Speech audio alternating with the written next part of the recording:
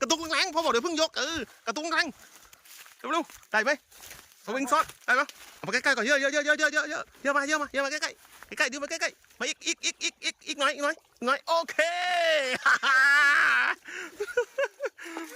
เอาอุ้ยปลาอะไรครับเนี่ย ปลาอะไรเนี่ยพ่อปลาในเหรอ ปลานวลจันทร์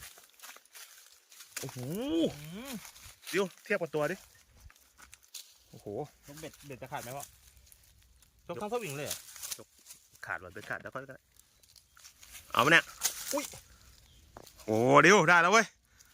ตัวแรกว่ะ เอาละผมคิดเมนูก่อนอุ้ยปลาอะไรอ่ะ ตัวใหญ่ด้วยปากดูด ปลาในเหรอ ไม่รู้เหมือนกันอะ ปลาอะไรไม่รู้ครับผมไม่รู้จัก ปลาน่าจะเป็นปลานวลจันทร์หรือเปล่าไม่แน่ใจแต่ก้างเยอะนะ ก้างเยอะ ก้างเยอะ เอาวะ รอดูตัวต่อไปก่อนแล้วกัน ขังไว้ก่อน ตัวนี้สวยนะ เยี่ยมเอ้า โอเค ผ่านแล้วนะเดี๋ยว1 บวก